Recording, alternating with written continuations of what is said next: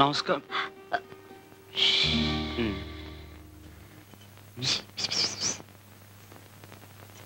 గుళ్ళో ఈయన చెప్పులే తెంపాను. నువ్వు మాట్లాడుతుండు నీ వెళ్తాను. అందుకే అట్లాంటి ఎదపని చెయ్యద్దే అని చెప్పేది. చేపట్లో ఏ బాగుంటుందో నువ్వట చూడమాకయ్యా. నేను చెప్పలా డాడీ. ఈయనే వీళ్ళు రావి చెట్టు. నమస్కారం అండి. సాంబయ్య. ఈయనే ఆ రౌడీ వేధాలను చిత్త కొట్టి బుద్ధి చెప్పి పంపింది. థ్యాంక్స్ అయ్యా. ఆ రోజు నిన్ను అమ్మాయి రికమెండ్ చేసినందుకు మన పరిచయం ఇలా అంచెలంచెలుగా అభివృద్ధి చెందుతుందన్నమాట. రా కూర్చో. పర్వాలేదండి. గంగ చెప్పిందండి మీ బ్యాంకులో అప్పులు ఇస్తున్నారంట కదండి. ఆ విషయం మీతో మాట్లాడదామని వచ్చాం. అవును, సొంతంగా వ్యాపారం పెట్టుకోవడానికి సరైన వసతి లేని వాళ్ళకి బ్యాంక్ ఇలా అప్పులిచ్చి ప్రోత్సహిస్తుంది అనమాట.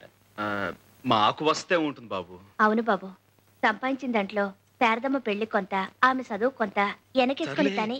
శారద విషయం ఎక్కడెందుకు, మన అవసరం ఏమిటో చెప్పుకోవాలి గాని. సర్లే, మన మంచి సెటిల్ చెప్పుకుంటేనే కదా జాలి కలిగి డబ్బు మంజూరు చేసేది. సర్లే నువ్వు సర్లే. నువ్వే. శారదెవరు? అబ్బే అదేం లేదు బాబు, తానేదో పిచ్చి పిచ్చిగా వాగుద్ది. మా సాంబయ్య మనవాడబోయే పిల్ల బాబు చక్కగా చదివించుకుంటున్నాడు. మరంత చదువుకి ఇంటి ఖర్చుకి ఏదైనా రాబడుంటే కదా సాగేది. తమ పుణ్యవాంటో కొట్టి పెట్టుకుంటే తన ఇంటివాడవుతాడు. ఏంటి శారద ఇంత ఆలస్యం? నీకేం బాబు, నువ్వు ఫ్రీ బడివి. నేను మా వాడనికి ఎంత చెప్పి ఒప్పించాలి? ఏం చెప్పి ఒప్పించావు? నా కోసం పాపం భాస్కర్ అనే అబ్బాయి వెయిట్ చేస్తున్నాడు. 2 ఏళ్లుగా. అదే గ్రాడ్యుయేట్, చాలా మంచి కుర్రాడు అని ఎంత చెప్పినా ఒప్పుకోందే. మరి ఎలా ఒప్పించావు? అతను మంచి ఉద్యోగం కోసం ఇంటర్వ్యూకి వెళ్ళబోతున్నాడు.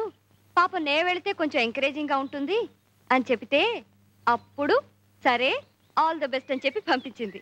May God bless her. Let's have lunch. ఇవాల్టి భోజనం కొంచెం లేట్ అయినా పర్వాలేదు. పర్మనెంట్ గా భోజనం పెట్టే ఉద్యోగం సంగతి ఆలోచించు.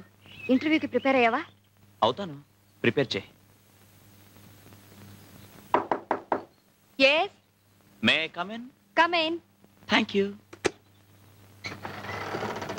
please sit down. Thank you. you're Mr. Bhaskar? yes, miss Sharada. what are your qualifications? I love Sharada.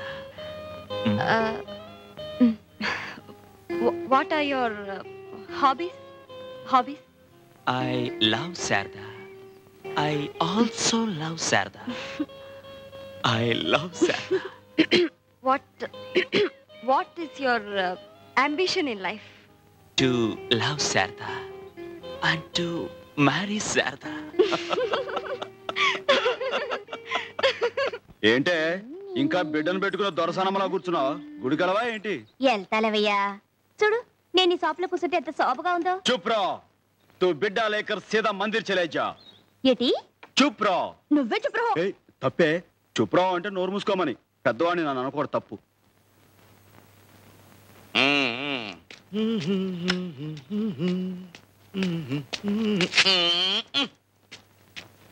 రండి మాస్టారు. ఉంటా మాస్టర్. మంచి. నమస్కారం మాస్టర్. నమస్కారం. కూర్చోండి. బాగుందిరా షాపు. కొంచెం కొంచెం పైకొచ్చేస్తున్నావు. ఇది దినదిన ప్రవర్ధమానమై వచ్చే సంవత్సరానికి ఇంతకి 2 ఇంతలు కావాలిరా. అంతా తమ చలవే కదండి.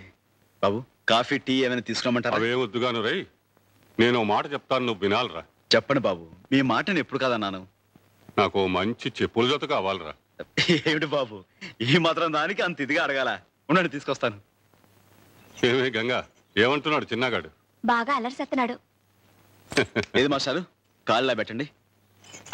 చాలా బాగున్నాయిరా. బాగా నొప్పాయండి. ఇందా.